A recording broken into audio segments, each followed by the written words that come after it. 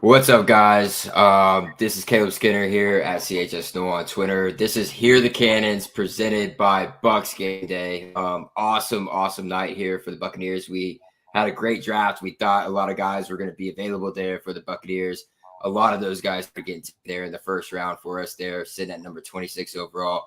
With me tonight, I've got my best friends, Colin Hallaboom and JC Allen, respectively. JC's been there in the war room, not necessarily the war room, but the war room there at One Buck Place. So awesome to have him there. Colin also joined in, put out tons of content for us. So how are you guys feeling? Awesome draft night. I enjoyed it. I think a lot of things fell the way that we thought it would. And but I want to get your guys' thoughts.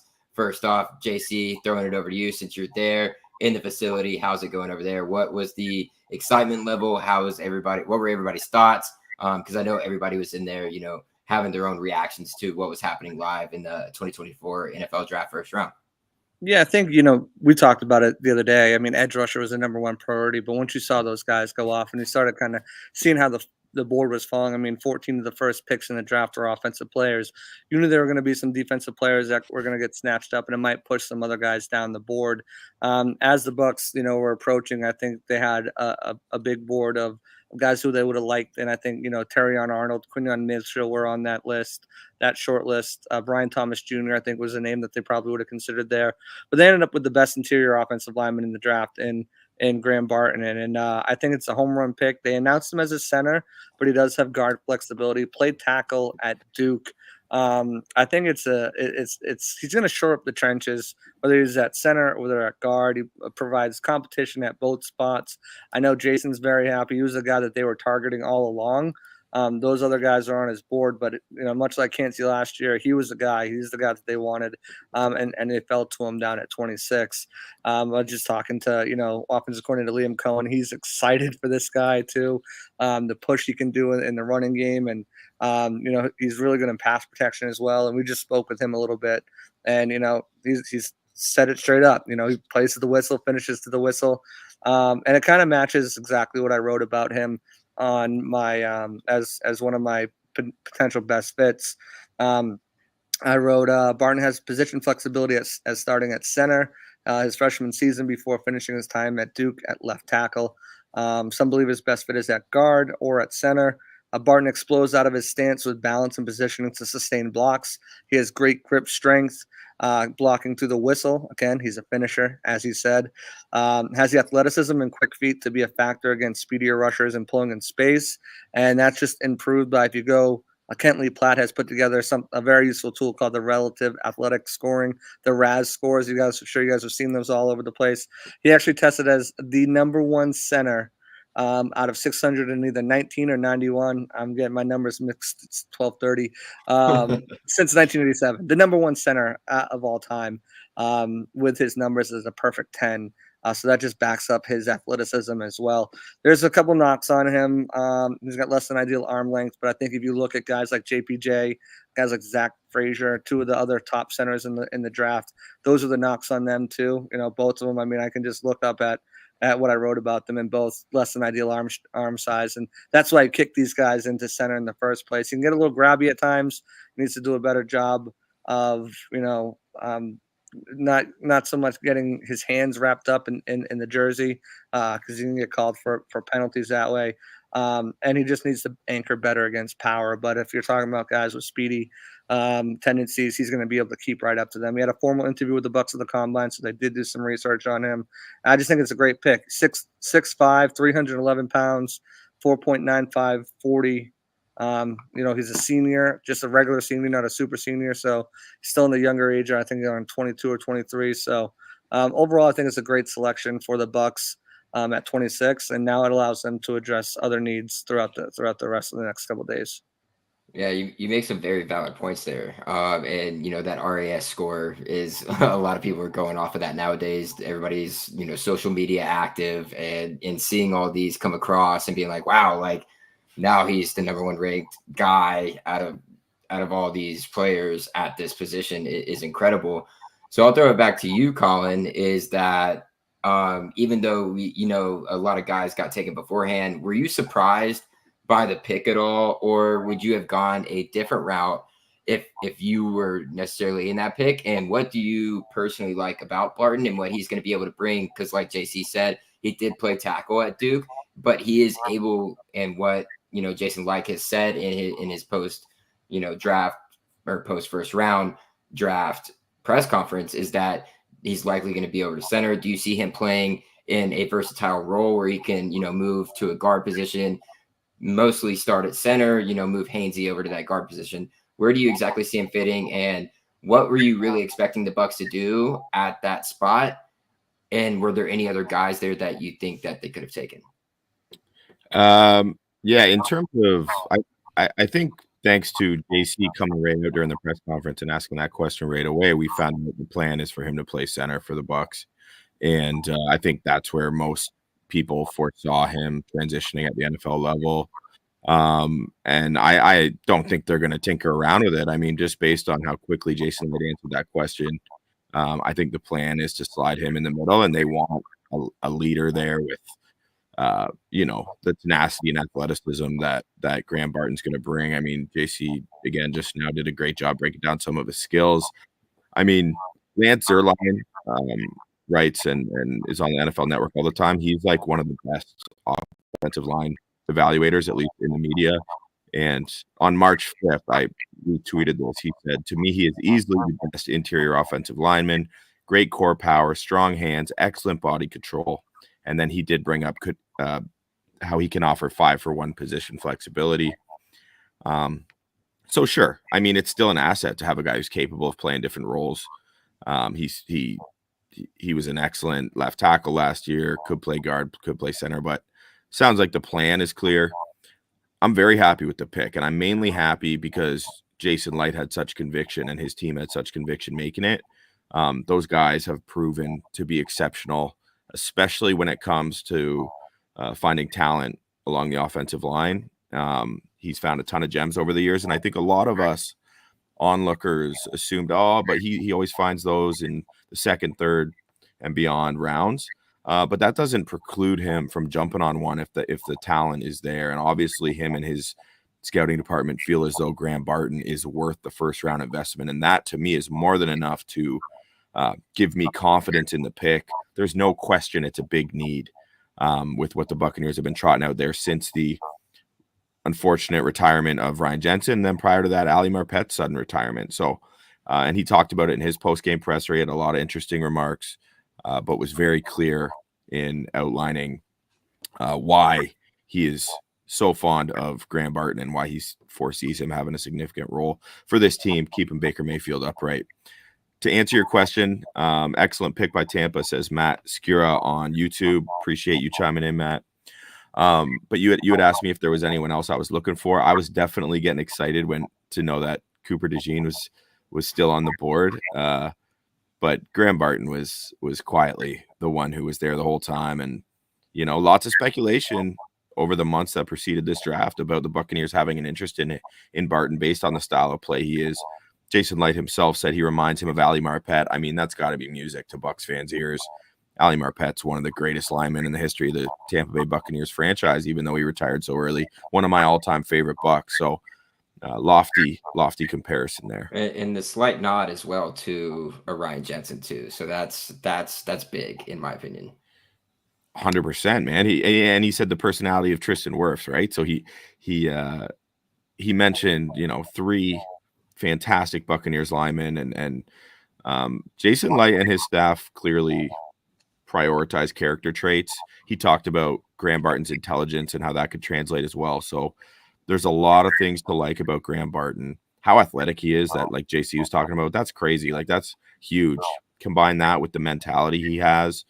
And I think, Buccaneers, this feels like a safe pick. It feels like a very safe pick. And that's good. There's nothing wrong with that. Doesn't mean he doesn't have a high ceiling. But I love how it addresses an obvious positional need on the team. It's the type of guy that they look for, and he's got the proven production and consistent performance on the field. He'll be able to match up to NFL defensive linemen based on his athleticism. He's what is he, 6'5", 315 roughly? I mean, he's and a freak athlete and a smart dude. right? Here in his post-game presser, I loved what he had to say as well. Obvious maturity there. He's going to fit in great. The more I'm talking about it, the more I'm excited about it. Yeah, I mean, even if you look at the athleticism for center, I said he, first all time. Out of it was 619 centers. If you look at his guard res, it was a 9.99. So if they do play him at guard, he finished second out of 1,583 guards from 87 to 2024. So even if you play him at guard, he still has that crazy athleticism. I mean, if you look at his 40-yard dash, 4.95. His 10-yard split was 1.68, which is just super fast. Had a great shuttle, 4.55. Three cone was 7.31. Just elite testing numbers all the way across the board for him. He's got great arm length. Great hand size at 9.375. So he's got some good mitts on him. Again, shorter arms at 32.875, which, again, when you're moving a guy inside, usually it's because he's got shorter arms. And that I don't think that's going to be a factor for the Bucs. So athleticism just jumps off the board with this pick, and yeah, I think you've got to be really happy about it. Yeah, I think what stands out is the passion. This guy is going to be a great addition to the locker room for the Buccaneers, and Jason has talked about over and over again. If you watch In the Current, a Buccaneers YouTube, presentation. He talks about the type of guy he wants in his locker room that resembles a guy like a Levante David. And that's who him is, the type of player he wants in his locker room, the type of guy he wants to be able to put out there in Raymond James Stadium. And he kind of fit that mold. He started all 12 games his sophomore year, was a first team all ACC selection his junior year, along with his senior year. So obviously very well-rounded individual who knows how to get it done, but is also a leader on the field, and it's shown through his accolades over the course of his career. So JC, just really quick, want to throw this out to you. What kind of separated Barton from a guy like a JPJ from Oregon? I think when you look at it, is versatility. I think that's one thing. JPJ didn't get drafted in the first round. So that's telling me there's we talked about the medical red flags that are popping up, concussions, a hip injury. That tells me that maybe there's a little bit more to it than what meets the eye. But again, as Colin said, and I said earlier, he's the best interior offensive lineman in the draft. He's better than JPJ. JPJ, everyone likes him because of his tenacity.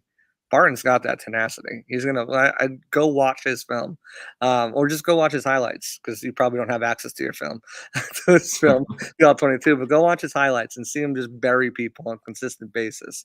And that's at tackle. You put him inside, he's going to be a bookend by. We'll see who at left guard, but you really got to like what you saw out of Cody Moak, who has improved over the last couple of years. And maybe we'll see who's beside him, but he's gonna be a tenacious player for the Bucs, and you get the best interior offensive lineman in the draft. Again, his testing scores at center, his testing scores at guard. They're gonna throw him into the fire. I think they'll probably do what they did with Cody Moak last year and just say, all right, here you go. They're gonna put their best five out there, and they're gonna say, give Barton that opportunity at center. But we'll see. If he struggles there and he looks better at guard, that's what he'll play too. So, and you have that flexibility, and it opens up flexibility for them in this draft too. Let's say they're sitting in the fifth round, or they pick up a fifth round pick, or sit in the fourth round. They really like Tanner Bortolini, the center from Wisconsin. We really like this guy. They brought him in for a 30 visit. We can get him, and now Barton is playing guard, and now we've upgraded it with two different. So it gives them that opportunity. If they want to get into the guard in the third, fourth round, they can grab a guard, knowing that they now have Barton at center. So it gives them that flexibility. If they want to double dip on the offensive line, they can either go center or guard, and know that they have Barton can play either one and do it adequately at a really high level. I think it's going to be a multi-year Pro Bowler at center, and I think he can be the same at guard. He's just a really good player. I think a lot of fans always want to trade back and acquire more picks, because I think there's a lot of holes in here. But I think with this selection, you can't go wrong. He's going to be a great addition to this offensive line, and I think for the Buccaneers as well. Yeah, I completely agree. And that's kind of something that resonated, listening to the live broadcast. If you're watching out there, watching the TV show, ESPN, ABC, no matter where you're watching it, is that they were very high on him being able to become that Pro Bowl type of player along the offensive line for the Buccaneers. So, Colin, to end it off, I'm going to end it off with you. Just any last thoughts there on the Buccaneers' first round pick before we log off of this first round NFL draft pick instant reaction? Yeah, just if anyone who watched, our first podcast episode, we played a game called Approve or Deny. Heavy approve of the Graham Barton selection. Makes a ton of sense. The depth of the center position is something that a lot of people talked about, a lot of draft evaluators leading into the draft. Let me tell you this. Jason Light is more accomplished than any of them, and he obviously sees a pretty significant difference between Graham Barton and all those guys. And to me, that is enough that everyone should trust his pick. I'm very much looking forward to seeing how he fits in with Tampa Bay Buccaneers.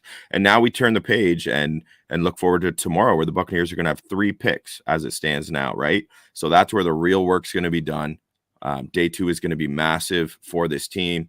Talking about some of these other positions, there's a bunch of holes. We know about them. Corner, edge, guard, receiver potentially. We'll see how this front office is going to allocate the resources they have at their disposal. Could there be a trade back? Sure, there could. And the plan, the offseason plan, the draft plan is going to become that much more clear. 24 hours from now. So really looking forward to seeing how that shakes out. Yeah, I'm super excited to see how tomorrow transpires. It was interesting to see how even tonight transpired, but even more so tomorrow. There was a lot of shaking up in the first round, in my opinion. A lot of things that didn't quite necessarily go the way that you thought they would. So it'll be interesting to see how teams move around tomorrow, how the Bucs move around tomorrow. We've been staying up all night for you guys, giving you guys the best coverage over at Bucs Game Day. So head over to bucsgameday.com. Tune in to Hear the Cannons every Wednesday. We will be going live around 8 p.m. Eastern time. I want to say a big thank you to JC for being over there at the facility. Huge for us to have them. We had River Wells actually up in Detroit. He's going to be there all 3 days here for the NFL draft, covering it here for us for Bucs Game Day. It's awesome. And then obviously Colin as well, doing his thing up in Canada. We love him for being able to do that. So thank you guys for all tuning in to Hear the Cannons for this instant reaction pod. We got a great pick. Really looking forward to what Barton's going to be able to provide for us in 24. And we'll talk to you guys soon.